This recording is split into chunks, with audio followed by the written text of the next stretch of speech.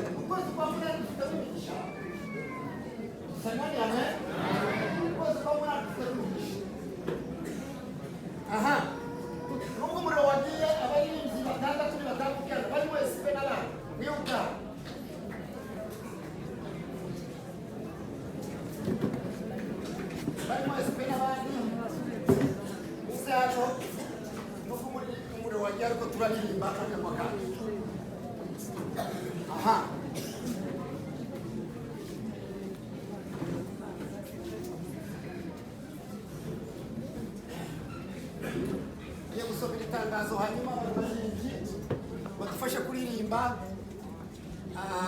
mu majwi Imana yabahaye kandi turanezera. Semeni amen.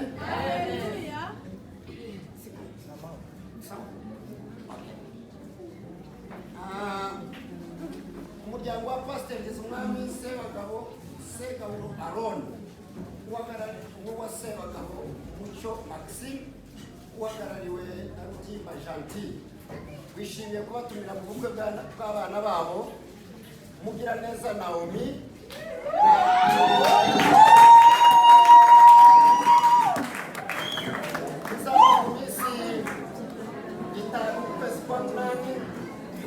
gusezerana imbere y'Imana mu rusengero rwa Harvest hakoreshejwe sale ya Save Children Evangelical Fellowship. Karibu na Peacock. Sisi sote tunajua Peacock. Wale ambao wanatoka Kaisini, tunajua stage ya Peacock. Hapo mbele kuna kanisa iko hapo. Hapo tutakuwa na harusi ya hao wapendwa wetu. Tayari wamefika hapa. Nikasabe Rodrigue Avehas.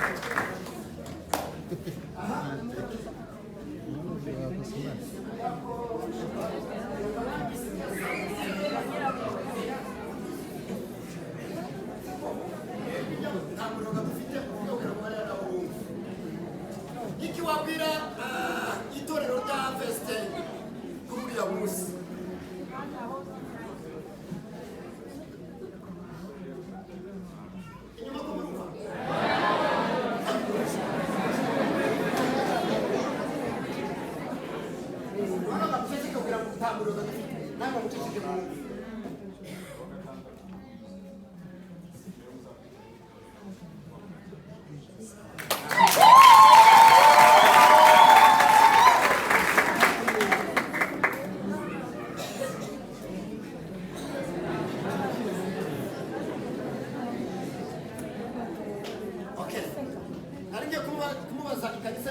mu Restoration Church Kampala. Restoration Church in Kampala, ikiwe na Harvest ya Mungu. Ariko noneho ikiwa abwira itorero rya Harvest kuri uriya munsi ku itariki 5 z'ukwezi kwa munani. Vuga cyane kugira ngo n'abari nabo bumve.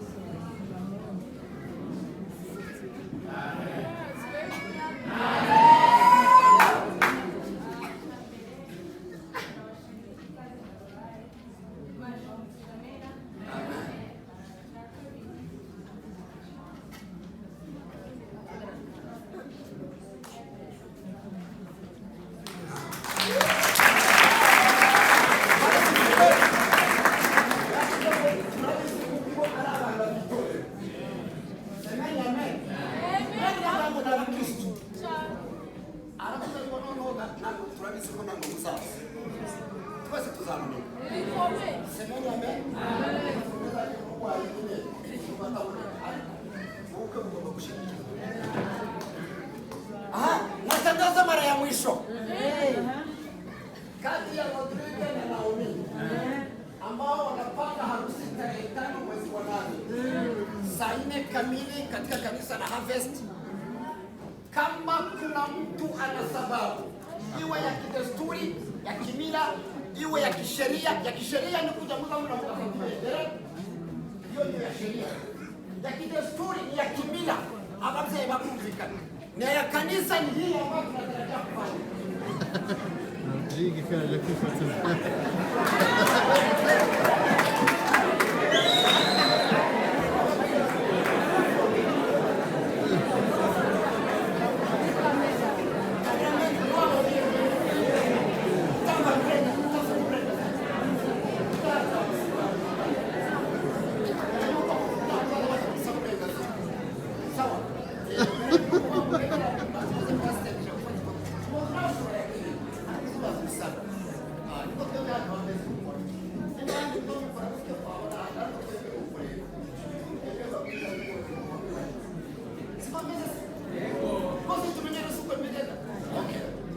natangaza mara ya mwisho kati ya harusi ya Rodrigue na Naomi tarehe 5 mwezi wa 8.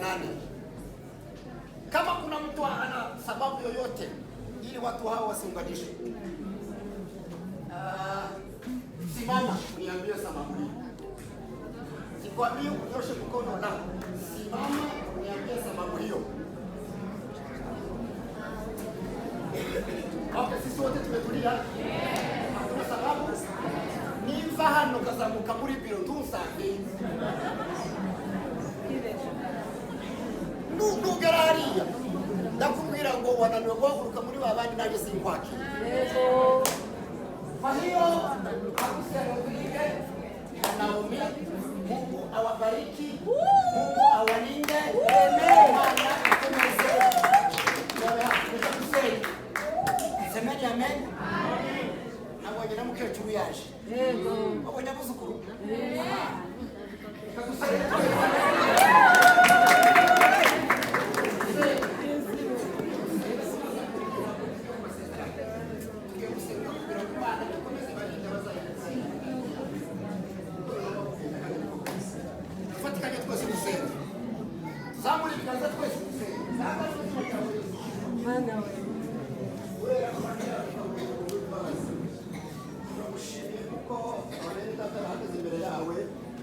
Bifuza kubaka urugo rwawe kuri ziriya tariki 5.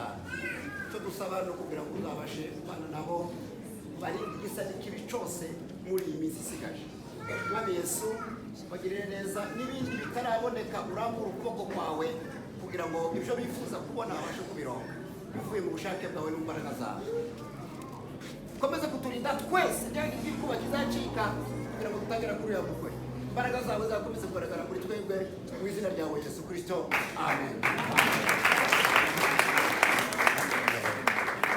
Asante sana, mnaweza kushika mkono mwarudishe kwa sababu ya nani? Ninyi nyote mnaweza mkono. Na salia na kitu kimoja tu, endeni mrudishe kwa nafasi zao. Asante sana, Mungu awabariki.